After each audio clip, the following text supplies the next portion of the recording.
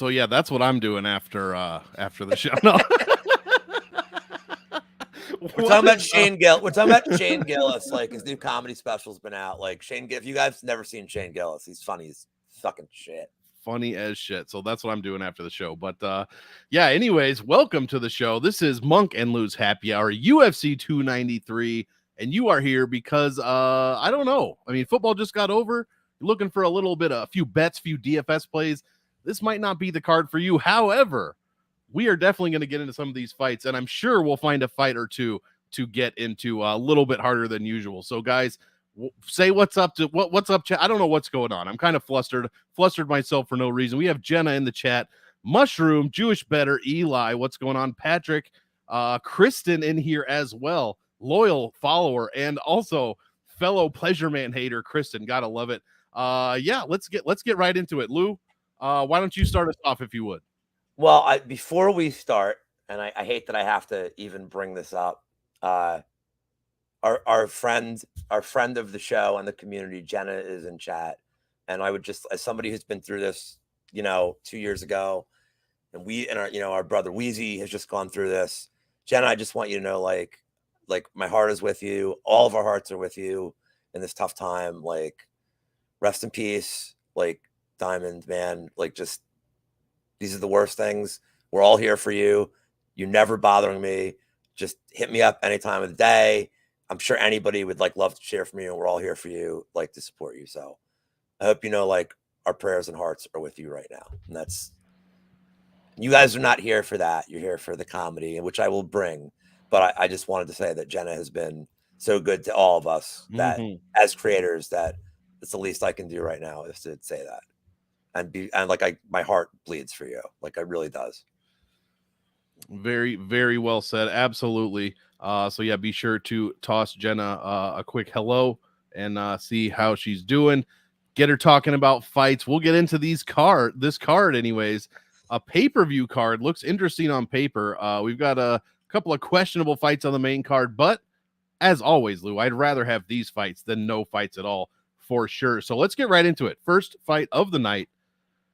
I'm a stat boy, and we've got a couple of no stat boys right here. We got Bisping off the bat. Bisping off the bat.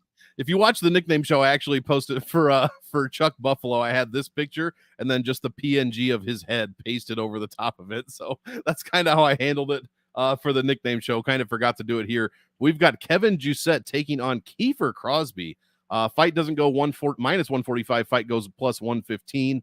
Money line's coming in on Jusette at minus 155 to the plus 135 of Kiefer Crosby. Very close salaries in DraftKings. You know what? I'll go ahead and start us off because I have nothing. I am a stat boy here, and I've got no stats.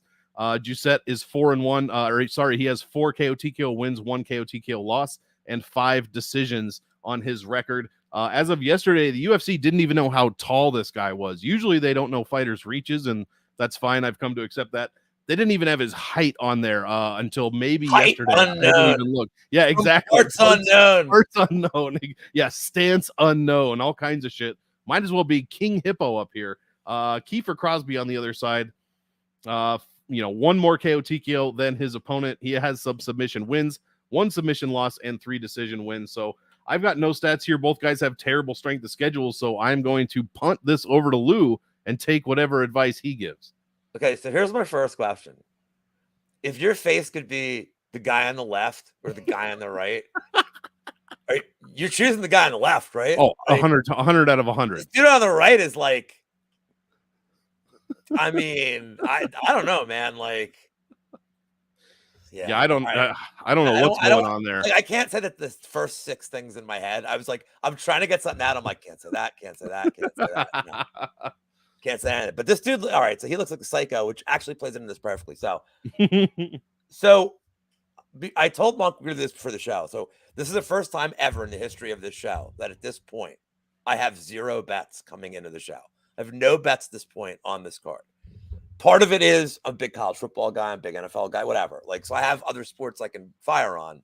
Soccer, not really this week, but if you guys in the chat have a very strong viewpoint on a fight, sell me on it. I'm listening. This one is a bet I do have. And we are leading off Deborah Garimbo. Jesus Christ. That's racist. Yeah. Hey man, we don't tolerate racism. There's the disclaimer. Racism on this program. We don't support Hitler. I am the Louis C.K. except for like he's got some really fucking material. Except for that one thing. Well, right. Except for the masturbating thing. But anyway, this is my first bet of the night. This is the only bet I do have. I can't track it because this, ladies and gentlemen, is your Yam Bag special. If you'd like to know why it is your Yam Bag special, it is Orthodox versus Switch. Basically, South Pole. But I tweeted something earlier about this, Monk. I remember very fondly, because I had a Yam Bag bet in this one too, very fondly months ago. It might have been a year ago. I was watching with Slam Pig. A little over a year ago. There was an Irish guy from SBG Global that only had a few fights under his belt. He was taking on a guy named Mike Jackson. Oh. And he punted his sack, and he eye gouged him, and he punted his sack again. And he got a point, and he eventually got disqualified. Well, lo and behold, when I started taping this and studying this, Kiefer Crosby lost the fight, and he lost one by disqualification. And who did he lose the fight to? Another guy named Mike Jackson. That's incredible. Is this possible? That's up there with the Anderson Silva, Chris Weidman leg break. So I'm debating a 5-unit Yam Bag play, and maybe this is the only bet I make. Dude, you're gonna be able to retire after that shit. Like, I mean, and look, this kind of fits the bill. It's like two scrubs. You know, I know a couple people have said this on their shows this week, but I think this is important. Why wasn't this fight last week? It's a French guy and an Irish guy. I know why. It's because Jusei is like city kickboxing. Like, I get it. And they're trying to cue these dudes up. But I'd like to point out that my friend Just Win Baby Rich has a funny theory about these cards. He says the city kickboxing guys lose early before the crowd's there so that all of them on the main card can win. He's like, I mean, nobody cares early. So Crosby has some finishing potential early, but he's kind of dead after round one. So, like, look, my angle to bet this would be live after round one for Jusei. He has more tools. Yeah, bleed. So, Monk, I've told you about him, and you're like, who is he? And I'm like, he's this raving lunatic. Yeah, I've since watched a few shows. Yeah, for sure. And so he did show a Pat last night or Wednesday. Yeah, last night. And I'm like, I brought up Devin Clark's dad in the chat because, like, that was one of everyone goes, Devin Clark's diabetes father told him, yeah, get up. He's so funny. Like, and I'm like, and as soon as he saw the comment, he was like, oh no. Like, he's like, shit, I have fans in the chat. I'm like, dude, Bleed's funny as shit, man. He's so funny. Like, the motherfucker needs to stop. Just give me, like, I don't care if he stops doing the Patreon. Just give me the password. Just let me in. Don't charge me. I'm behind the veil too. Right. I'm saying, come on, bro. Anyway, so Crosby, if you like him, it's probably in the distance. Jusei probably can win a decision if this fight gets extended past the 6-7 minute mark. But this is Yammers.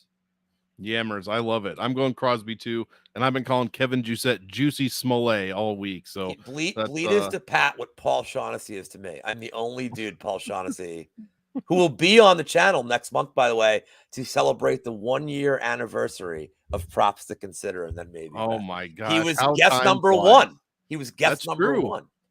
That's true. That's Love right. the full circle. So all you guys that like think you're hot shit, suck it. Yeah. Although Pat did get burnt, and I will never forgive him for this. Yeah, that's true. That's true. Next up, Gabriel Miranda taking on Shane Young. This dude, his face looks like Squidward's house. Yes or no? Goes the distance plus 135. Does not go the distance minus 175. Minus 170 for Shane Young. Lou, I have one question for you. In this economy, are you kidding me? Plus 145 for Miranda. The salaries 86 and 7,600. Why don't you start us off here? Because I already know which way I'm going. I'll tell you right now, we got a lot of in this economy guys in this card. So, like, don't even use it. We got a lot coming up that are in this economy. Yeah, we do. So the common group think, or the echo chamber of Twitter, as people think, is that Miranda early or Shane Young late. Look, man, Oh shit, Cody's in the chat, checking in. Look, man, Gabriel Miranda stinks. I've run his tape. Like I ran his tape for the Saint Denis fight because I'm like, I don't know who the fuck this guy is. And remember, Saint Denis coming off like a battering, so I'm like, okay, that's before like we think that Saint Denis is like the god, like a real like war god. Like, so I'm Some like, would all call right. him the god of war. So, but that was in France, so I'm like, all right, they're just bringing in somebody. And like Miranda, like has some flashy tape, but like his entries suck, dude. Like his entries, his mustache is great, but like that's dude, his entries, like he's taking down dudes that are like 40 and like 1-4. Like he's taking down like dudes that like they got from the bar, man. Like these are the dudes that are like trying to feed Aaron Pico like in the beginning of his Bellator run. Like these dudes are like, hey, can you just come in the cage and we'll like pay you? What up, Sean? What up, Moise? So like Shane Young has him covered everywhere here. Now, but the pick of Shane Young, if you can find like Shane Young and like if you could same game like Shane Young in over 5 minutes, I think that's kind of a good bet if you get even money. I might do the over 1.5 that I have in my book, the little parlay. Here's the thing. Shane Young's skill set is just like a million times better than Miranda. The one thing that like, so when he fought Builder, I was on the Builder side because Builder's kind of more active. I don't think Builder is that great, but what he is aggressive. He's constantly moving. He's like hard to hurt and his cardio is great. So Shane Young coming off like a 2-year layoff, that's a really hard matchup for him because like he's still getting his feet. And Shane Young won the first round in that. I mean, or it was competitive. You know, I don't know how you scored it, but it's competitive. So Shane Young's now coming back. That fight was like 8 months ago, 7 months ago. So I like the fact that like this is the most active he's been. Like clearly wanted to get back in. Miranda stinks. They made this match for a reason. So I think Shane Young probably round 2, round 3 puts him away, but I'd be safer and just say money line and over 1 round. Same game parlay. There we go. Yeah, for DraftKings, the stats are god awful for this. Everybody just wants to get to the Pleasure Man fight. It's weird. Exactly. It should have been the whole show. It should. I should have started with that one, but yeah, Miranda's stats you got to throw out because the Benoit fight, and Shane Young has terrible stats because he's Shane Young. You're also paying $700 more this week than Shane Young's average salary. So just think about that before you get too crazy. I'm hoping for at least a 3-round decision. Hopefully we can get a Miranda dub, or at least he can score okay. But yeah, I never look forward to rostering Shane Young ever. Hey, what's up, everybody? I am your host. I am the Paragon of Virtue. I am Lou Betya. Monk has left. He's chasing whatever that bird was I mentioned last week. I can't remember what girl you said. Is she single? Jessica Rose Clark. Yeah, you left again. She's not returning your calls. Yeah, I may or may not have fat fingered the most stupid side button on my mouse, and all of a sudden, oh my god, look at dude! Did you really put a picture of Charlie Radke's head on the fucking? Did you really do? I told you. Yeah, I did. I was gonna put it on the picture. Oh, I should have put it on a fucking picture of a buffalo. That would have been really nice. But yeah, this one's not bad. We got Charlie Radke, Chuck Buffalo taking on Blood Diamond. What was his score? I was watching Mateta. football, dude. I'm a loyalist of your show. I hear you. No, football. I gave Chuck Buffalo a 9. What up, Beffy? I gave him a 9. Was Tommy in there? He won. He was. Tommy was in there. Tommy said he was going to be in here too, but you know. He's a fucking liar. He's a liar. No, you know why? He'll just go to the bar with me tomorrow and be like, just give me the picks. I'd be like, I literally have no picks for you, dude. Pat, you're going to have to start justifying why you like the Pleasure Man so much. This is a question I now have for you. I pose this question to you, my good sir. Here we've got Chuck Buffalo, Blood Diamond, minus 310 for Chucky, plus 260 for Mike, minus 225. Fight doesn't go, probably appropriate. Plus 185 does go. Charlie 9100, Blood Diamond 7100. Yeah, I will start this one off, Lou. I'm probably leaning Radke. Probably in cash games, 9,100. I think it's pretty safe. Excuse me. You know why Mateta's here. It's because this dude has 5 professional fights, guys, and he only had 3 fights before he got into the UFC, and then proceeded to lose his next 2. One of them was to a Koski brother. So I don't know what we're doing. picking Blood Diamond necessarily, but yeah, I think Charlie Radke's probably got him covered everywhere. Not sure how many more chances Blood Diamond's going to get. Maybe he'll get one more chance if he takes another L here, just because he's Izzy's teammate. But other than that, I mean, he doesn't even score 1.7 points. All his numbers are terrible. Give me Chuck Buffalo at 9,100. Don't mind it for cash. And he could probably put up a decent score if he gets the finish here. What do you think about this one? This is the first of many in this economy fights. Now, I wanted to 100%. spell a myth that seems to be going around the community, is that Radke's coming off a submission. I'm just going to call him Chuck Buffalo. I can't even look at this fucking picture, dude. This is amazing. It's fucking amazing. It's tremendous. Everybody's like, man, he's got such good grappling. Like, he got a submission last fight. Dude, I went through his tape. There's not much. I've yet to see him initiate a takedown. He's going to the ground. He's not initiating it. Dude, he just wants to stand and box. Like, and I would advise he doesn't, because it's literally Blood Diamond's only path here is like hitting him. And Radke's cardio sucks, man. Like, he's looked slow. Like that middle of the second round, he looked slow. So, like, look, man, if you're going to bet Radke, bet him like round 1, round 2 prop on DK, like something like that. I'm going to look up what it is. It's probably still minus money. It's probably not even good, because these odds this week are just fucking shit. Like, dude, if this was like a college football show, I would have had bets for you guys, but like, let me see if there's I just want to see the round 1, round 2. Yeah, some of these odds are insane this week for sure. All right, it's minus 115 for round 1, round 2 at Radke. That's his win condition. Because if this fight gets extended, he's going to be gassed, and it means he didn't grapple. And then, like, who the fuck knows with like 2 scrubs? Like, at that point, it's like anything's on the table. Double bag, anything, like double bag. So like, I'll pick Radke, but like, don't bet him.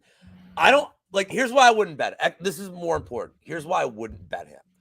I don't want to bet somebody at like 2-1, 3-1 favorite or more. This is a general rule of thumb that I have. I don't bet somebody with these odds if I feel like they only have a very linear one path to victory. I don't think he's going to grapple. So like, you're asking him to win by knockout against a kickboxer, and like, I don't feel comfortable with that. So if you like him, I'd say take the round 1, round 2. I kind of think Blood Diamond could be an interesting live bet, but I don't want. I'll be watching like the end of the Liberty Troy game at this point, or like the end of like Oklahoma and SMU. So yeah, exactly. SMU. Those SMUs sure know how to party. Did you watch the Carolina Atlanta thing I told you to watch? Yes. Jeff by God George. See, I hadn't heard the name Jeff George before that in quite a long time. With Monk and all you guys in the chat that are used to seeing me just do UFC content, I joke around, I'm goofy, I break down fights with logic. If you hear me go do NFL, I'm like the analytics master. I'm like pulling out stats out of my, like, you heard it. It's like a whole different kind of analyst. I'm an anal rapist. Yeah, sure.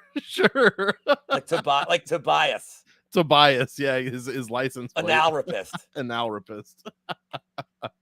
I don't have, that was unfortunately the best picture I have for you, so it's all downhill from there.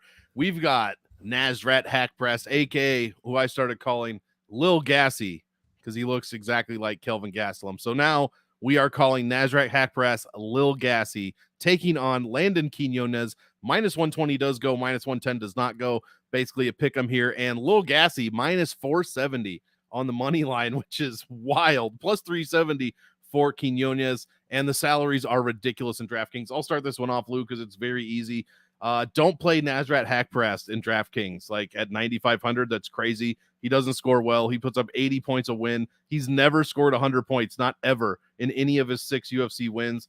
He's 9xing his salary, no first round wins, blah, blah, blah. I know Quinones probably going to get handled here, but I'm hoping for a decision and that nobody scores well. Quinones also 6,700. That's the cursed salary, has a 4% win rate over the last 2 years. So this is a big fade for me as far as DraftKings goes. What do you got on this fight? Nothing. And like, nothing. The only thing I have to say here is that Jewish Better and Aaron the dog were doing their show yesterday. So 50% Jew.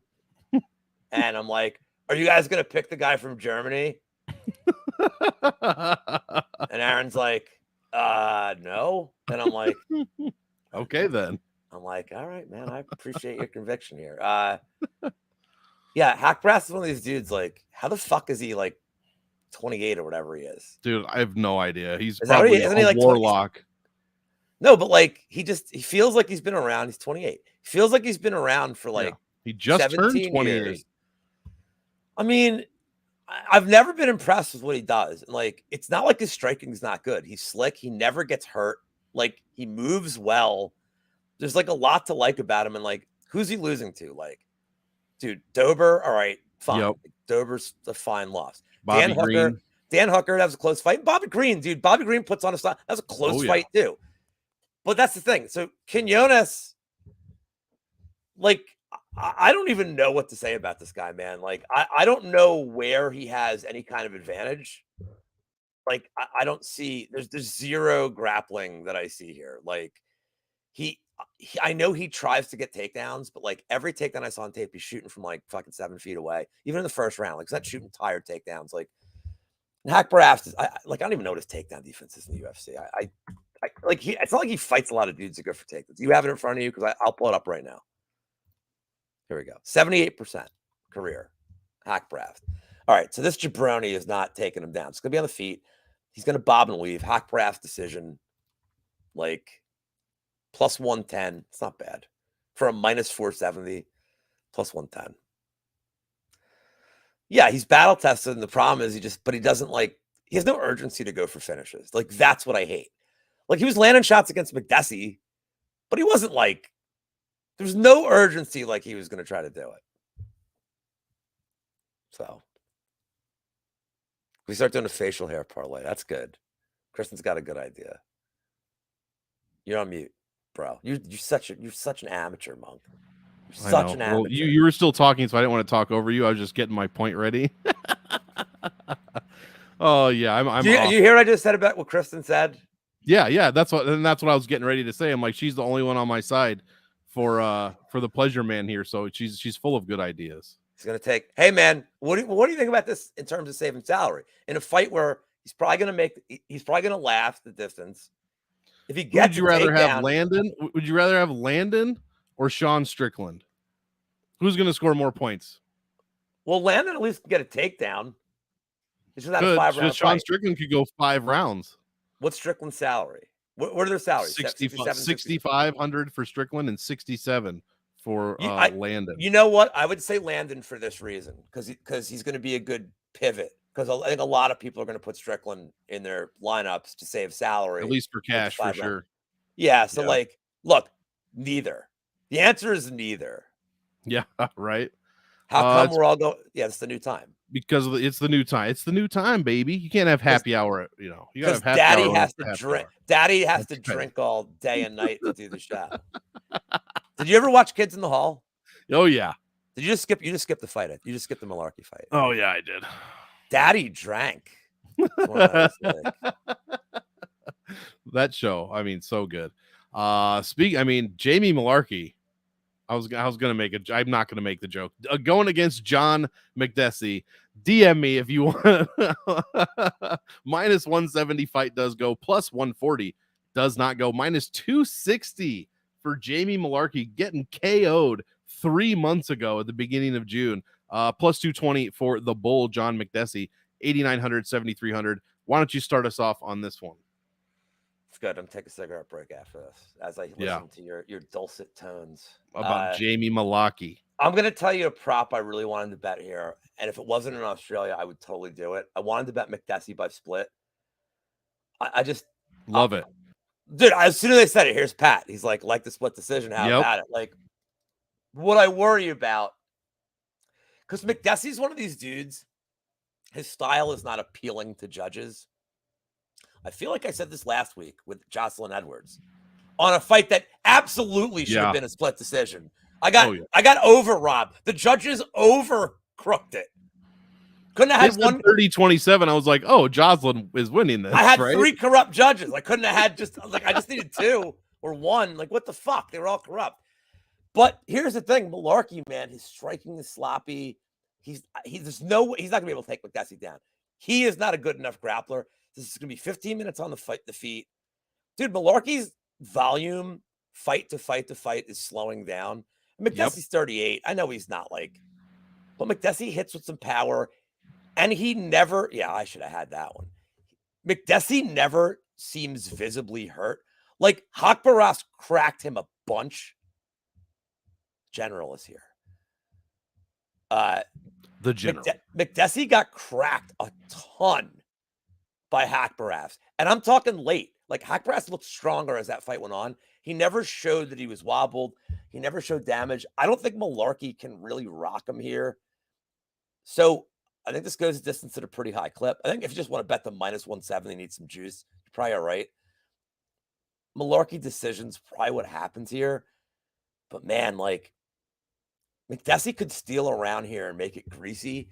I just don't know if he can steal 2. What I would say is, actually, sorry, I don't like the Malarkey decision. I looked this is plus 120 the other day. Let me see what it is now. They took it off the fucking board. Well, it's plus 120 on DK last I looked. The McDessie plus 3.5 I like. I think he wins at least one round here.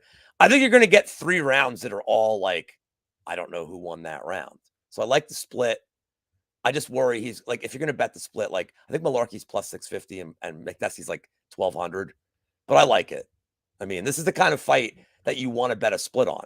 A fight that you think goes distance a lot with 2 dudes that are pretty tough that don't throw a lot of volume.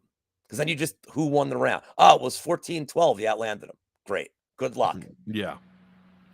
Yeah, for sure. And I agree. This one goes to decision, I'm hoping. And I'm looking to fade this one on DraftKings. I don't like it for cash for the exact reason you said. This could be a split, very close fight. I don't know who's going to win. So I'm Xing this one out for cash. For DraftKings, neither guy scores well at all. Malarkey scores 96 per win. I guess that's good. Only gives up 87 per loss. Meanwhile, McDessie scores and gives up 79 per win per loss. He's also got an 86% takedown defense over 19 UFC fights, only allowing 7 takedowns over those 19 fights. So I completely agree with everything you said. I'm probably leaning Malarkey, but I don't like it. I don't know who's going to win. Hoping for a split decision, greasy decision. Winner scores 70, 80 points, and I really don't have to worry about it for DraftKings. That's how we're going to play this. Also, I mean, if Jamie Malarkey's eyes go any further back in his head, they're going to touch the fucking back of his skull for sure. What's up? Who wins, McDessie or Bret Hart now? Did you say McDessie or Bret Hart? Yes, the Battle of Canada. Bret the Hitman. He's like 70 and he had a stroke. You sure? Okay. The stroke part takes me out of it. If he gets him down, can he submit him with the sharpshooter? Yeah, I was gonna say figure 4, but you're right. Sharpshooter, absolutely. I'd love to see that. That's all I wanted to know. Love that, Bret the Hitman. Hey, that guy will fight for your money. Speaking of guys that will fight for your money, I get that feeling with the man with 2 nicknames, Chepe Machine Gun Mariscal. Yeah, you're right about that, Darren Till, for sure. Going against Jack Farr Jenkins, I believe. Are these odds right, or did I just not change them from the last one? I don't know if these odds are right. All right. It's okay. close. Fight goes minus 170. Fight doesn't go plus 140, minus 200 for Jack Jenkins, plus 171 for Chepe Mariscal, 8,775. I like this fight for DraftKings, especially from the underdog perspective. You got to kind of throw the Trevor Peek fight out for Chepe because Trevor Peek fucking sucks. But what we did see is Mariscal will not back down. He will fight for your money. He seems tough as nails, and I absolutely love that. He controlled Peek for 80% of the grappling time he was involved in, 13x his salary, and he's $500 cheaper than he was last time. Meanwhile, Jenkins, very close decision win over Emmers. A lot of people thought Emmers won that fight, but either way, very close. And then he fought Don Shainis before that. So I'm really looking forward to this one. Jack Jenkins leaves a little bit when it comes to scoring on the table, 97 points against Shainis, 64 against Jenkins. So I'm not really sure what this is going to look like if it goes to decision. And for that reason, I'm going to be heavier on the Chepe side than I will be on Jack Jenkins, I believe. So what have you got for this one? Brady in the house. I mean, I don't know if we need any more comments, like the whole video, but I have to do it. Leroy Jenkins. least I'm not chicken.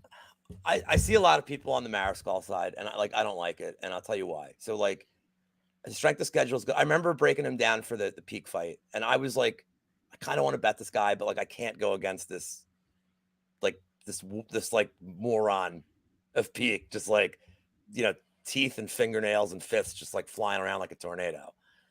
But the thing is like he's limited and he got tired, and Mariscal weathered the storm in the first round and was kind of able to just like literally, I don't think he did anything super impressive the second and third round. He just avoided like a hammer fist from 7 feet away.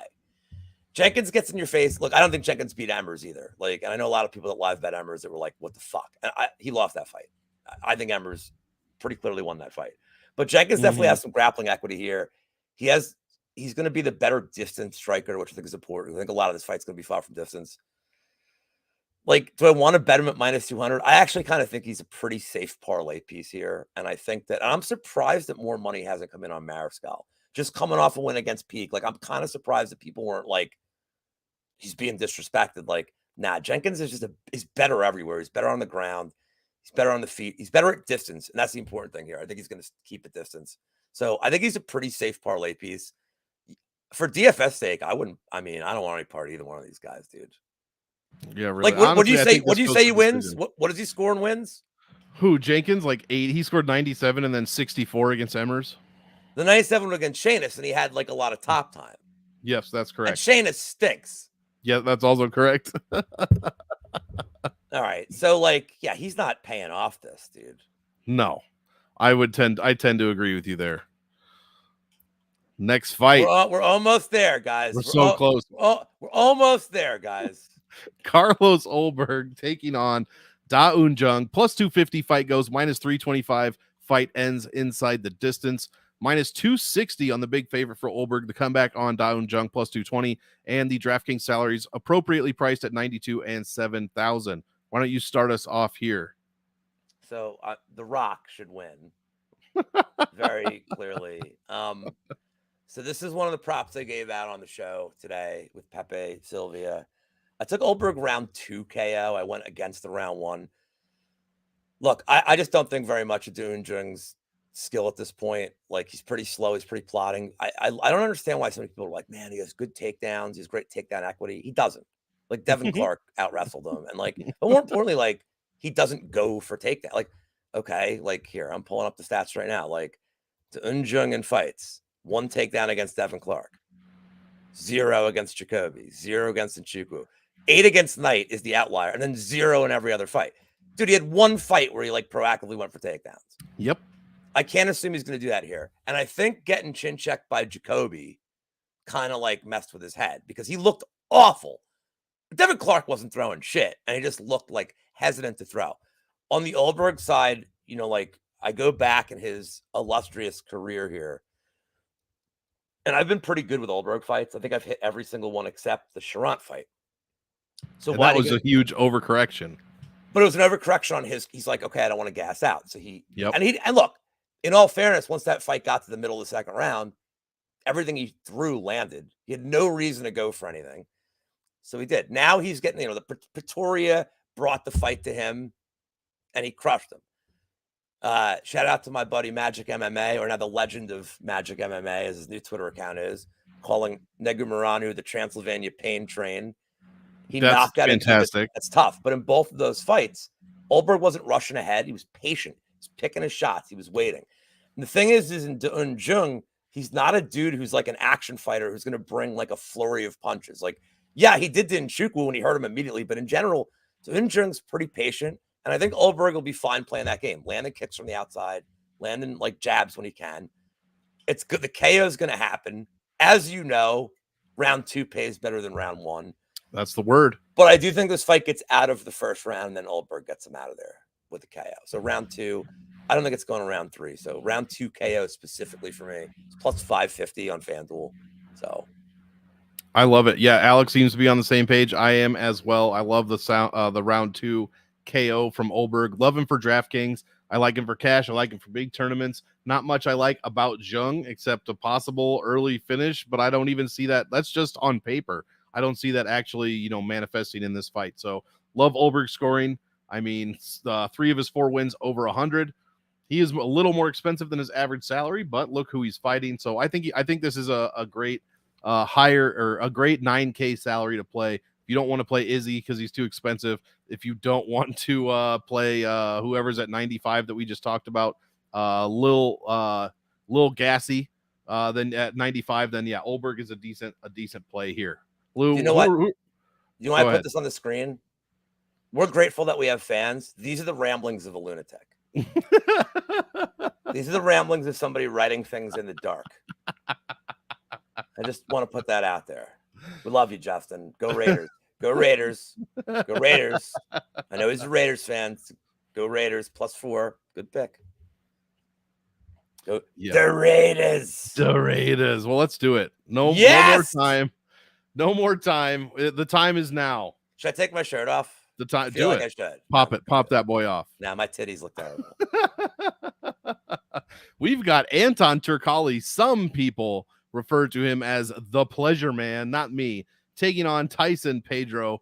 +195 fight goes, -250 doesn't go, -106 for Turkalj, -114 for Pedro, and 8,200. The salaries are reversed to the line, the current line as of now, with Pedro being the underdog. I don't know where to start on this one. Can you just do your breakdown from the nickname show? Because I didn't hear it because I was watching football. I'd rather you just break down the nickname battle and like don't even care about the rest. Yeah, because I don't. Who the fuck nicknames themselves the Pleasure Man? And if not him, then who around him does that? I argue that this is the worst fighting nickname that I've ever heard. -1.5. -1.5. The lowest score ever given out on the nickname show. The guy, Pedro, his opponent, has no nickname, so he gets a 0. His score is higher than the guy with the nickname the Pleasure Man. What are we doing here? Why is he nicknamed the Pleasure Man? It would be a pleasure to see him lose for sure. Tell me, does this guy look exactly like all the Danish handball players that you bet on from week to week, Lou? Like, no. What are we doing here? No, he would never make Kif Kolding. They have the golden hand. They would never take. Okay, well, I didn't mean to disrespect them. He might be good enough to play for Bjerringbro Handbold, but not Kif Kolding. They have the golden hand. Also, real teams. Those are real teams in Danish handball. I know. I love that. Kristen says the score is not low enough. I would argue that she's correct. I would argue that I was being nice. For sure. I mean, if this guy beats Tyson Pedro, dude, like what? Tyson Pedro had a tummy ache against Bukowskis, and now he's fighting at home against like a Swedish massager. Masseuse. That's the word I was looking for. I need odds on this one. I need odds on this. Not on the backside, in the backside. Yeah, maybe. First of all, I'm not putting my girl in the position to be stolen by the fucking Pleasure Man. That would never happen. If my girl left me for him, I'd be like, awesome. Like, you just proved you are like the worst goddamn human being on the planet. That's all I needed was the proof. Yeah, it's me and Kristen on an island, and I don't get why everyone unanimously loves this nickname. Why is this a good fighting nickname? No one's been able to answer me. Because it's so, you know what made it, you know what makes it an awesome nickname? Because we never heard of this dude for the Contender Series, and then he comes in and wins by like a grappling based decision where he lands those strikes, and he's like, and then he thought the fight was 7 rounds, and he's like, oh, I pleasured the fans. So like it's the whole package of like him being like, I love America and I am here like to see your women's. Like that's what it is, dude. I think it could be, or maybe he has a massive hog. I mean, I don't know. That's what I mean, though. If he was a gigolo or something, this would be an appropriate nickname. But he's just a guy that's 0-2 in the UFC. He's called himself the Pleasure Man. Yeah, this Rem Dog saying he pictures me with those lovely blonde locks. Hey, bro, I had long hair like fucking 25 years ago. Now, I wish I had it stapled back on my head, but like I ain't got it no more. So I'm gonna give like sponsored by European headbands. Go ahead. So let me give a real breakdown of this fight because this is like the one fight I've actually put the most thought into. So Pepe and I are on opposite sides. Sorry, Patrick's put a lot of thought into this one too. Think about Anton Turkalj all the time. I mean, how could you not? So like, Okay, so let's get this out of the way. So Tyson Pedro has never won a fight past the first round because his cardio is bad. So if we're betting Pedro, it's him round one or it's bust, just for the sake of this breakdown. This is a safe assumption with the way Pedro fights. There's also a conception that Turkalj has like a hell of a chin and can't get knocked out. Petrino is not as hard a hitter as Pedro, and it's not even close, dude. Pedro can Pedro hits way harder and can knock his block off. Now, the one thing that I'm encouraged by here is that Pedro went for 2 takedowns against Bukauskas. Yes, he gassed out. Not even at the end of the first round, he gassed out. When you look at Turkalj, yeah, he's getting tons of takedowns in the contender series against a guy that had literally never faced a takedown even on the regionals. Didn't expect Turkalj to go for takedowns and just couldn't get up. And even then, the guy was getting up and then just getting taken down again. Then Turkalj faces Almeida. On this show, I predicted prison sex. Literally, prison sex happened. Yep. Almeida just fucking murdered him. So I'm gonna give that a pass. That's a tough fight. He took it on short notice. Let's get that one out of I can't judge that. But the Petrino fight is the important one here. So Petrino, you look at his last fight against Pacquiao, and he was going for submissions. He was grappling. As he was grappling, I'm going to prove that I can actually break down fights right now. I swear to God. Sorry, guys. I'm proving that I can actually break down a fight. Guys, stop looking into Anton's eyes and listen to Lou. I apologize that I'm actually doing my job for once and breaking it down tactically. When Petrino fought Pacquiao, he's going for takedowns, but what the most important thing there was for me, he's getting the takedowns, securing position, and he was looking at his corner. He's taking instruction. He's learning how to grapple. He wasn't doing that against Turkalj. Turkalj was taking him down in the second, and Petrino was just muscling his way out, getting on top against it. Turkalj had his back 3 times in the second and third round, and just in bad spots for a guy that doesn't grapple, and couldn't hold the position. Couldn't hold his back, got on top, got reversed by a guy that really doesn't have wrestling. Petrino reversed him because he out-physicaled him. That's it. These weren't great jit sweeps. This was get off. That's what he did. I don't think Turkalj has a lot of physicality. His grappling is subpar. He's a willing grappler, but I think he's a good grappler, and he's horrible keeping top position. If Tyson Pedro takes him down in the first 2 minutes of this fight, I don't know how Turkalj gets up. He's not going to out-physical Pedro, who's a tank at this weight class. Petrino looks like he's a tank. He's kind of a fraud Brazilian. Mm-hmm. Dude, Pedro is we like to say great hammer, horrible nail. Yeah. Yeah, but when he's on top in grappling positions, dude, great hammer. Killer. So if he gets a takedown, he's finishing Turkalj in the first round. And it's that simple. It's plus 360 on FanDuel. The whole world is on Turkalj.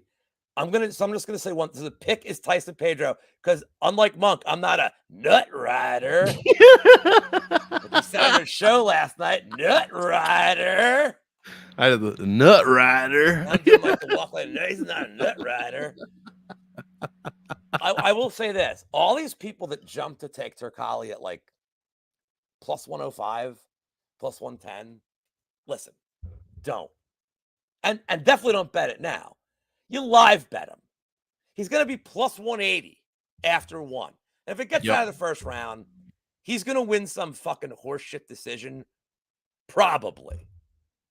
So Pepe did give out round 3 sub. It's plus 3,500. I have to bring that up because it's a bonkers price for Turkalj round 3 sub. So I don't hate the sprinkle there. I don't hate the sprinkle on the sub at all there. I don't hate the sprinkle on the round 2. It's plus 2,100. I don't hate those bets. But I think Pedro just completely murks this fucker, and that's the end of Turkalj. That'll be 3 straight losses in the UFC. And then, what are they going to do? Resign Harry Hunsucker to give to Turkalj? Who do you give him at this point?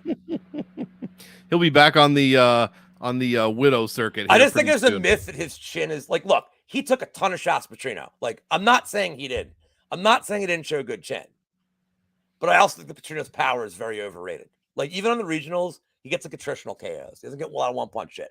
Pedro can one-punch you. And this dude's chin's not going to hold up. And that's why, and this is another reason I don't want to pick sub. I don't want to pick knockout.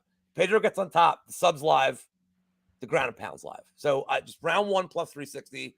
It's his money line as far as I'm concerned. Yeah. No, he called me a nut rider on his show. He's like, "It's nut rider." Sorry. Well, just my 2 cents is like, the epitome of like, let me tell all y'all motherfuckers something. Well, I live in Texas now, so I'm a Southern boy. Well, I hope that 2 cents, and I hope some of the other guys in the community are like, cool, somebody's not fucking picking the pleasure man. Yeah, well, that makes 2 of us for different I reasons. will, by the way, I do agree with you. I will be betting this. There we go. And real quick, Matt had a question. Yeah, it's very common when it's a pick'em, like -110 is a pick'em. It's basically a 50-50 fight. So if we're very close to that, this is basically a pick'em, is what the 2 negative lines are saying. It's just saying it's a very like, close fight. It's when the books are like, we don't care, we're gonna make money now. Like, yeah, exactly. Plus, when their action is like, because their action on this fight's probably been like 60-40. Yep. So like. Exactly, and that's what I want to see, what the action's going to happen, what it's going to be like tomorrow and before the fight. If we see more, because a lot of people are talking about betting Turkali, but you fuckers aren't betting Turkali. We know you're not, because the line's not fucking moving.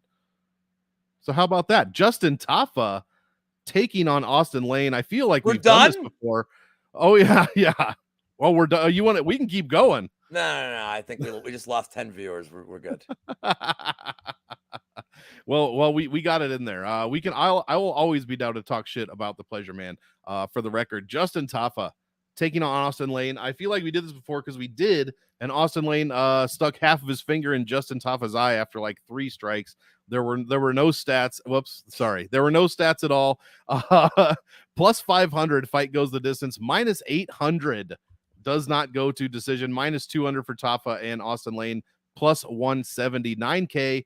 DraftKings salary 7,200 for Lane. I don't know how to play this one really, and actually I think I don't know who's going to start, so I guess I'll just start. I guess I like Tafa for the upside, but I mean, I'm interested in what you have to say about this one, because I want to know how Austin Lane wins. Is he capable of getting a first round finish over Justin Tafa? Because if he is, then I am interested in him. What is this comment? What is this comment? Who are the agony uncles on? I don't. What is this? I love it and I hate it. Like, I really hate it, which makes me love it. Well, what's even more ironic is that we both hate that fight, so we're not on either side. I picked a split decision, so yeah, so I'm rooting for like chaos. Unhappily, I'm like split decision, dude. That's the pick. Oh man, Malarkey by robbery. Yeah, and that's good enough for me. I mean, I'm, like I said, interested to hear what you have to say. Can Austin Lane get an early finish? If he can't, then I'm not interested in him at all. Basically same with Tafa, but we know Tafa is capable of that one punch dead knockout at 9K. So you got to have him here. What have you got to say on this one? Because I really don't have much of a breakdown. The last fight didn't tell us anything. Justin Tafa literally landed no strikes, and Austin Lane landed 3. So what have you got for us here? Okay, so Tafa's going to fuck him up in round 1. Okay, nice. I was hoping you would say that. I really was. It's plus 110. I can't bet it. I can't bet a round 1 prop at plus 110. I can't fucking do it.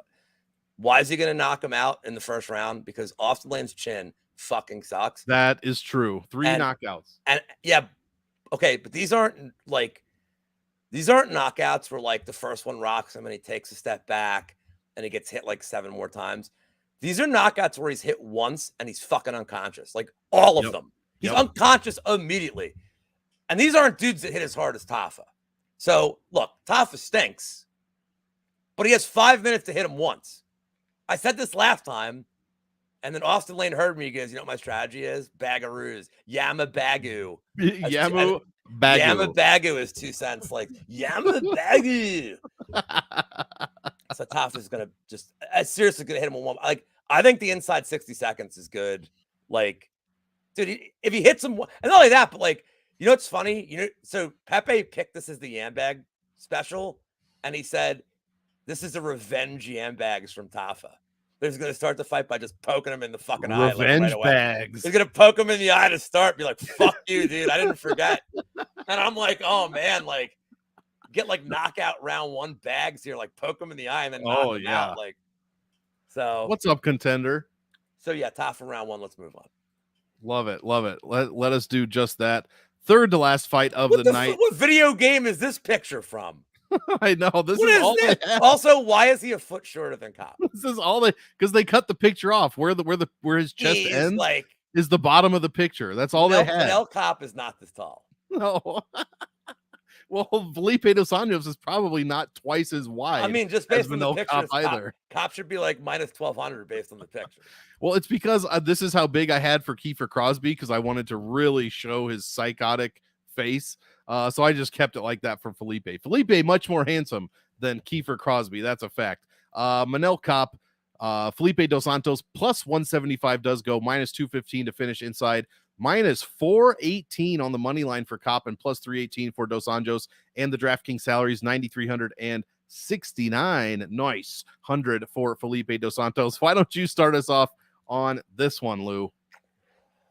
Yeah, so the pick is Cop. Let's get that out of the way. The pick is Manel Cop. I see a lot of people saying Cop submission and don't just don't fucking do it. Mm-hmm. I like Cop. Is he allowed to wear shoes? He's not wearing shoes for this fight. Okay. That's actually funny you say that, because that's part of it. He's now starting to get used to it. All these people, but what I see people saying is well, he almost submitted Dvorak, and great. And by the way, if you're Manel Cop, you fucking a credentialed dude from Risen, you come over to the UFC and everybody cancels fights with you. I realize that he almost got the Kimura last fight. This is what I want to bring up. Why did he almost get the Kimura? Because Dvorak forced the grappling. That was the problem. Dvorak took this fight to the ground. Mm-hmm. Cop went down, had top control. Cop was comfortable on the ground, no problem. But Cop was not taking that fight to the ground. Can he get a takedown here? Sure. But I don't think he will. My biggest problem with Cop has always been that he's kind of low volume and he's a slow starter. Yep. He's not going to have that issue here, because Dos Santos is going to crowd him immediately and have no defense. And if he crowds Cop immediately, Cop's going to start throwing back immediately. Cop hits way harder than this dude. His striking defense is way better. He probably KOs him in the first. Yeah. Oh, it's not nice. It's funny though. It's not nice, but it's not nice, but it's funny. It's not, but it's funny. It's more funny nice. It's more funny than it's not nice. So it's fine. It's way more fun. It's on the funny side. The part I don't like about it is how it's not nice, but I do like that it's funny. He'd appreciate it. So I just think that Santos is going to give Cop the fight he wants, and it's just going to be a wild brawl for 2 minutes, and Cop's just going to snipe him. I don't think there's going to be grappling here. I get why people want to bet this up. I get it, because they're looking at last fight. Mm-hmm. Dos Santos is not initiating any fucking grappling in this fight. Anything. If you want to bet Cop, the only sub he's going to get here is a guillotine that Dos Santos gets rocked and shoots a takedown and puts his neck out there. But realistically, and look, I've made a point to saying this all year. I do not like to bet finish props against dudes that have been undefeated on the regionals. But dude, this guy's chin isn't good, and his defense is so bad. And now Cop is pissed after today. Cop's going to make a statement. Well, Cop was also supposed to fight Davison Figueiredo. Then he got downgraded to Kaikar France, and now he's fighting a 22-year-old kid, basically 23. He'll be 23 And I get his frustration, dude. He literally moved from Japan to get the next phase of his career going, and it's stop and start. And dude, look who they gave him to start his career. The champ. Yeah, Nicolau and the champ. And Nicolau, who's by the way, if they fought again, I would favor Cop to just same. Because those two fights, Cop had been used to fighting with boots. Mm-hmm. You could see he's slipping. Now he's getting comfortable, dude. And he's going to be dangerous, man. I agree. Yeah, it sucks, dude. Agree. And look, for all you guys that never watched him in Risen, this dude's a fucking, I don't know what I line Cop and Pantoja at. Pantoja's the favorite, but 150? He's not a big favorite against Cop. That'd be a great fight. I think that fight will be run back at some point in the next year or two. So what, awesome. after he beats Felipe, if he beats Felipe, which we seem to think he will, he's gonna get rebooked, just my 2 cents says, against KKF, and then why would he agree to that? That's true. So who does he need to beat next to fight for the title in 1 or 2 fights? Well, I'll tell you what would be interesting. I don't know if they'll do it. I'm so tired of like this whole division being held up by just endless fucking rematches. Right. Let him fight fucking Brandon Moreno, dude. Ooh. Let him fight Moreno, and the winner gets the title shot. And Moreno, to his credit, he probably won't turn it down. Moreno's a tough dude. I think Moreno would be like, it has to be 5 rounds. Cop ain't gonna fucking fought in 5. He fought 5 rounds in Risen. He didn't give a shit. That's the fight. It is. I think you're right. I love that. Now they won't do it though, because they're gonna make Cop. I'm telling you right now, they're gonna put Cop through this ringer and make him fight some other. Look, and I know he had like the picogram of whatever horse tranquilizer, or whatever the hell was in his system, fucking ketamine and all sorts of crazy shit. But like, dude, like this is the guy. Wasn't he booked against Schnell? Or am I wrong? Right. No, I think he was. He's been booked basically against everybody. But like, look at this booking, dude. So he loses. All right, he beats Ode. He beats Zumagulov. All right. Then they give him Sumaderji. That gets canceled. Sumaderji kind of stinks. Oh, no, I was wrong. I didn't give him Schnell. They should give him Schnell. Then Bontarine, he stinks. That gets canceled. Dvorak, maybe Dvorak's not as good as we thought. Like that Ersteg fight, I don't think was a great look. Whatever. Alex Perez canceled. I know, I'm shocked. Alex Perez canceled fight. Shocking. Figueiredo, he's a pussy. And Kai Kara France, who I don't think is a pussy. I think he just was genuinely hurt. Because he's not known for pulling out fights. No. But like, why would you run it back? If you're Cop, be like, dude, you had your fucking chance. We're in your home country. Like, fuck you. No, especially on the run that Cop's been on, cutting promos on everybody. That's for sure. I think if you're Cop, he's not going to get a title shot for beating Felipe Dos Santos. No. Moreno. I think Matt's right. He's got at least 2 more, I think. 2 more. He said he's got a few to go. I agree. Yeah, like he can't leap, and his ranking's not going to go up here. But I think Moreno would be an interesting look. I don't think it'll happen, but it would be an interesting way to be like, dude, we owe you for all these dudes. Like, and they do. He needs a top. It's not 7. his fault they keep pussing out of these fights, man. Like, yeah, he needs a top 7 to top 2 guy. You know what's funny about all this? The Sumer Derji fight. I was going to bet Sumer Derji. I thought he had like. Yeah, well, I don't win every bet I make, Monk. I'm just saying true. I would have. In fact, I win some. I mean, Bet MMA Tips has told me that I'm really good this year. They have said that. They have mentioned that. 17% ROI, motherfuckers. I mean, what are we doing here? No, I'm really good. Sorry. And by the way, my picks are free. I don't sell them. Nope. Like a bunch of jabronis. Jabrones all over the internet. Like that 2 cents selling his picks for $100 a pick. Not even a card. He's like, oh, do you want my prelim first fight of the night? $100. $100, please. He's put that shit in my hand. Shyster, 2 cents. Co-main event. Here we got a good one, man. I love this fight. Alexander Volkov, Drago taking on Ty Bam Bam Tuivasa. -325 fight finishes early. Plus 250 fight goes all 3. -243 for Volkov on the money line. Plus 208 for Tuivasa. And the salaries 8,800 and 7,400. Let's see. How about why don't you start this one so you can finish the next one? Yeah, I'm gonna have a very unpopular take here. Oh, we might be on the same side. I like Volkov. Do you like Volkov? Yeah, I do. I like Volkov by decision. Me too. Yay! You're a nut rider. I'm nut rider. You're riding my nuts. Everybody knows it. So the guys that have hurt Tuivasa and finished him, you have Gane, who is like fucking elite level striker. He really is. Forget whatever you want to say about his grappling and the fact that he's French, and the French are just awful people. Awful. The worst. Hold on. I should probably. The French are just awful, awful, awful people. And only I think so on the channel. Yeah, the scroller says so. I'm going to tell you what, me making this cut months ago was, I had the right idea. I had the right idea putting that scroller up there. I know. I gotta protect the family. Foreshadowing. I protect the family from my being an idiot. So the guys that the 2 finishes he's had. So Gane was like wearing him down to the body, wearing him down. Like wasn't one punch, just wore him down to the body. And then Ivan Drago last fight, who's like just inevitable. Mm-hmm. Like Pavlovich is just like literally a fucking murderer. And like that he murders people like with one punch. I think he's created in a lab for that. Dude, he's just Dude, he's a like I'm telling you, John Jones will retire before he faced him, and I wouldn't blame him. Be like, nope. And he's like, no, I'm the greatest. Bye. Okay, bye. Stipe, go ahead. Okay, bye. Fuck this. So, but how does Volkov fight? Is he some like? Yeah, he had a round one finish against Romanov when Romanov gassed in 45 seconds. But Volkov isn't. He's patient. He's a point fighter.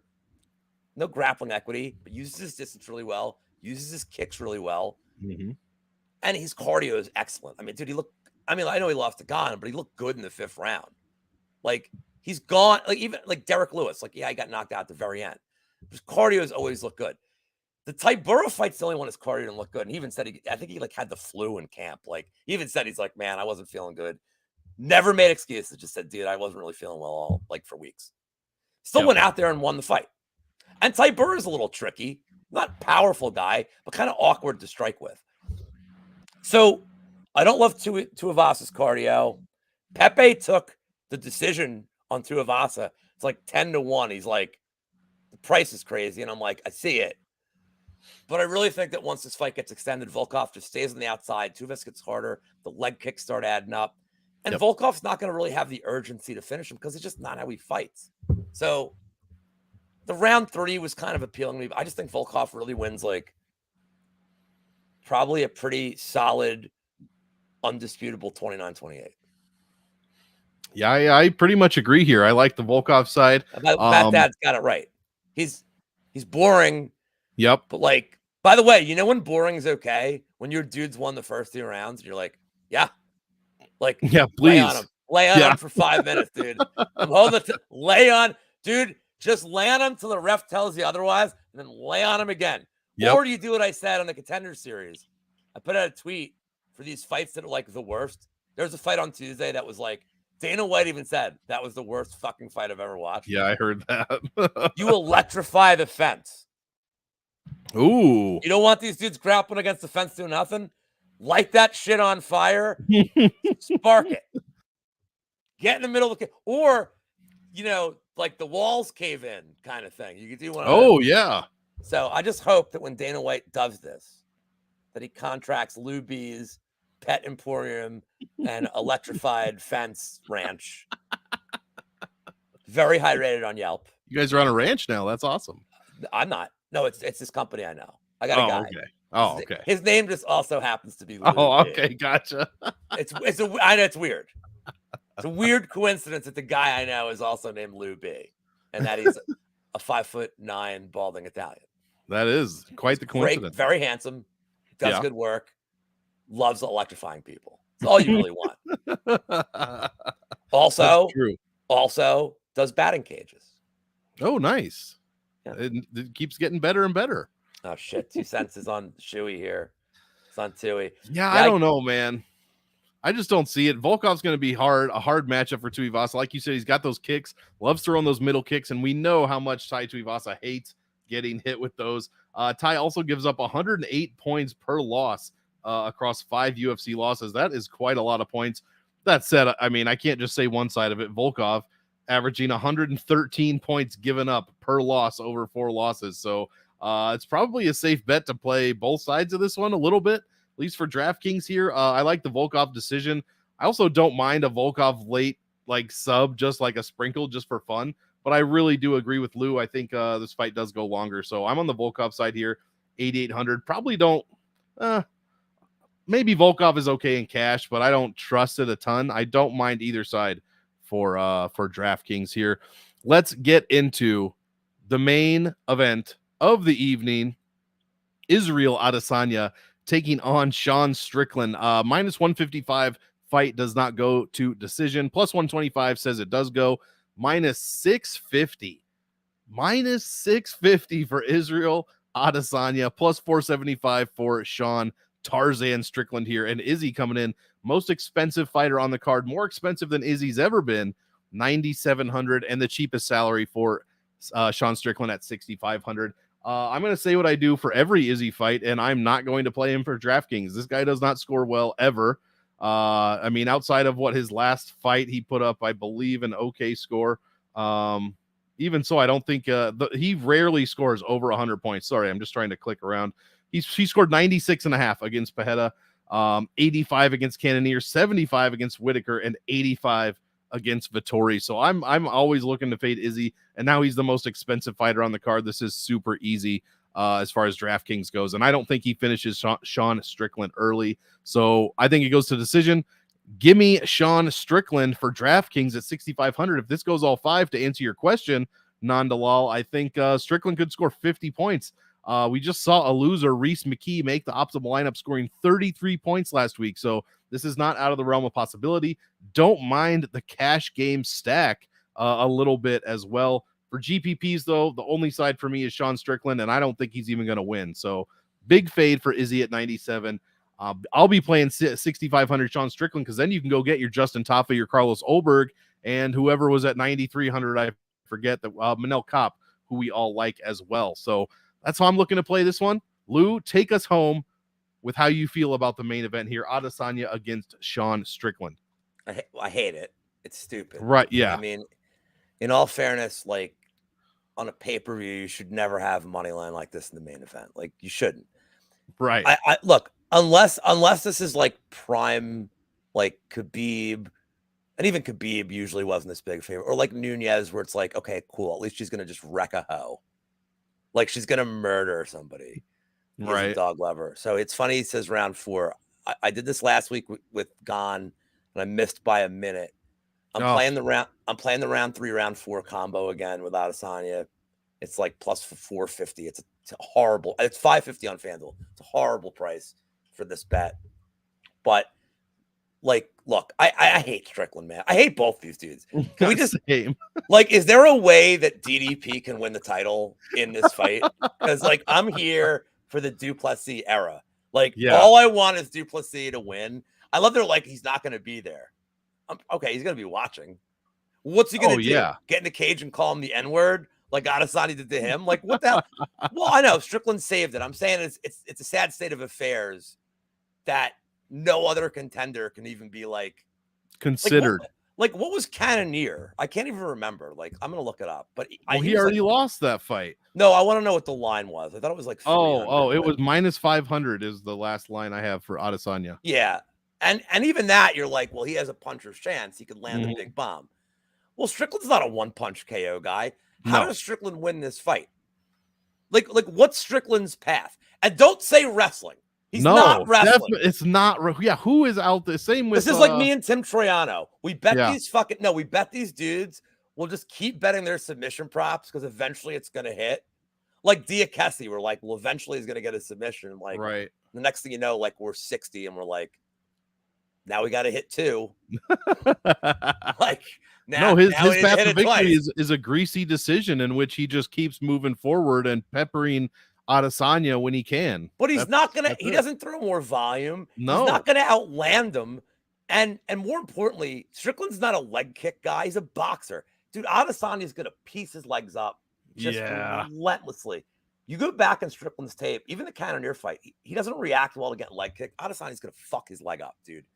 So look, there's a little bit of narrative here too, where like Pereira knocked out Strickland. Yep. So Adesanya's gonna be like, well, I mean, if I don't knock him out, then like here we go again. Like with the seriously, I mean, you don't think that's in his head a little bit? Flyweight all over again with it's these probably rematches, a little bit in his head though. Like to be like, all right, well, Pereira knocked him out. He seems to overanalyze everything. So I think the leg kicks start eating up Strickland's mobility, and like, dude, if you're not moving 100% against Adesanya, like he is gonna snipe you. So part of me just wants to bet the boring decision here. But like, at least with the Cannonier fight, Cannonier, like he had to respect Cannonier's power. He had to respect Whitaker's power. I don't think there's no reason to really respect Strickland's power here. No, it's attritional. And it really, it's going to take Strickland on like 50 body shots. Like, I don't see it happening. So like, I think Adesanya, I like round 3, round 4. The price is terrible. That's the pick. But yeah. I don't mind, and you're right, 2 cents. But that's really the only path I can see, because like Lou said, he's not knocking him out. He's not wrestling. Now, as somebody who likes to watch the world burn, right? like a Strickland, like if he wins the exact same way Pereira did, like 5th round KO when he's down in the cards, I'm not gonna lie, I will laugh my fucking ass off if that happens. Oh shit. But Wayne like, Grows in the chat. Holy shit. name's Wayne Grow. Wayne, oh dude, I gotta watch Heat. After I watch Shane Gillis, I'm watching Heat tonight. Wayne So Grow. You like, fucked up Wayne Grow. so like, look, the pick is I'm not betting this. The pick is Adesanya. We have fun people in the chat here. We have fun references. People like our humor. Hey is lady, best. why are you so interested in what I read and what I do? Our chat's the best. I'm not betting it. I'm gonna root for Strickland just to be like, I'm gonna root for Strickland mostly because I want to see his post-fight interview is gonna be like, just imagine him with that belt, dude. Like he's gonna be like, he's gonna be talking about like fucking dogs and like all sorts of weird shit. Like it would be he's incredible. But also, while we're here, hey Sean Strickland, I have a message for you. You have a podcast with somebody, and I've been calling out this bitch for a year. So Strickland, when you watch the show, and I know you do, you tell your boy Chris Curtis, challenge him for a year to a Dublin street fight, not Dublin, Ireland, the town I live in, where we have 3 streets. So it's gonna be easy logistics. It's a street fight. There's no rules. None of this kung fu shit. Headbutt's legal, so you can't complain. Cheese grater's legal. I mean, like my only chance is to like yam bag the fuck out of him and then hit him with a cheese grater. Right. Strickland, you fucking tell him. I really wanted Fluffy to crush Curtis and be like, good, I'm next. Right. But that's what I was hoping for. I will be waiting. And by the way, I could be in my 50s. Let's fucking go, dude. Still wax. I may be in my 50s, but that cheese grater's still stainless steel, motherfuckers. Yup. Shit, don't rust.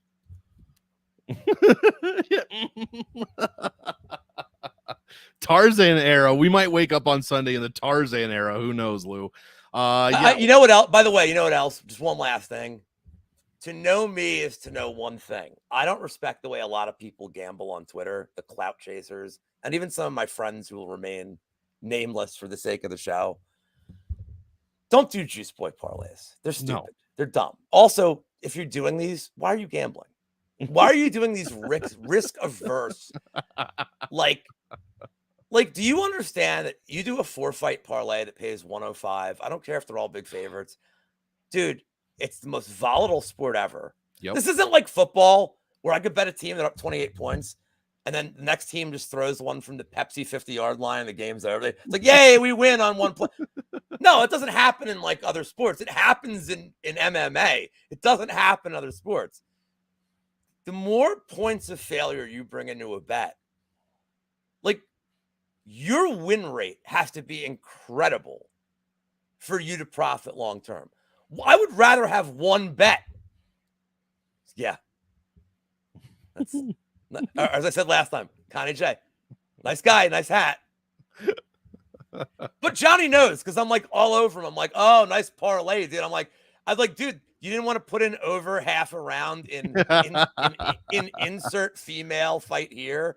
You didn't want to put in over half a round at -3. You know what's so funny? I think he did for like the Gomes Yaragui fight. He had like fight starts round 2 at like -800 to add his parlay, and then it lost. And I'm like, but that's what you get, dude. Like, don't make these bets, dude. They're just long term. You like, dude, I had a buddy who's like, I'm such a soccer sharp. I'm like, yeah. He's like, oh man, I just bet all my money on Bayern Munich. I'm like, they're -1200. How much are you betting? He's like $600. I'm like, to win 50. And I'm like, dude, it's soccer. This isn't like a 98-92 score. It's like 2-1. Really laying that. And like, dude, does Bayern Munich win a lot? Yes. Do they win at a rate where you could blindly bet them every game? And no, dude. Like, it's crazy. So like, just I hate these. And the shitty part is that this is the kind of card where I kind of feel like parlays are the way. Like, dude, if you parlayed Kopp and Oldberg, I think you're fine. Like, I feel like, but also you're parlaying 2 fighters and getting, I mean, is that even money? That might be my only bet of this. Let me see what this is for just those 2. I had to get it on. minus 141 for 2 fights. Yeah, that's terrible. Look, I'm sure I'll have I'm going to bet the Yam Bags. So if you came in late, Yam Bags on the first fight with the guy fight. Yeah. And hopefully Giuseppe can lay on the ground and be like, my fucking dick. Like Mike Jackson did. Oh, you got me, my fucking dick. And that's the only time I've liked Cormier in the last 2 years. Right. Felder was trying not Felder was we got to be professionals. And everything he said, Cormier was going a little ghetto. He's like, he's like, I shouldn't laugh. He's like, I shouldn't laugh. He's like, he got me in the dick. Cormier knew. Ridiculous. And that was the silence of the apex too. Yep. Where you knew Cormier was dude, he was so going hood. He was trying not to go. Everybody, I mean, even you can hear everything. It's so funny. I watched that with Slam Pig. We were just and that was 4 o'clock. I was pretty sure it's 4 o'clock in the afternoon. That was the first fight. I got my first drink, settling in, and he looks at me. He's like, because he's like, I don't know these guys, and I'm like, dude, everybody on Twitter fucking hates this fight. They're the purists fucking hate this. He looks at me afterwards. He's like, that was the greatest goddamn fight I've ever seen. He's like, that's why I'm here. And I said, he goes, I'm just going to look at Twitter right now. He goes, oh my God, dude. He's like, who is this best fight picks guy? I'm like, oh, Dan. I'm like, oh no. I'm like, oh no. He's a purist, dude. He's like, he hates this. He's going to quit. I'm like, yeah. Yeah, for sure. Whatever, dude. Awful. Hey, man, Dino Bravo used to wrestle Coco Beware in a main event. You got to pad the card.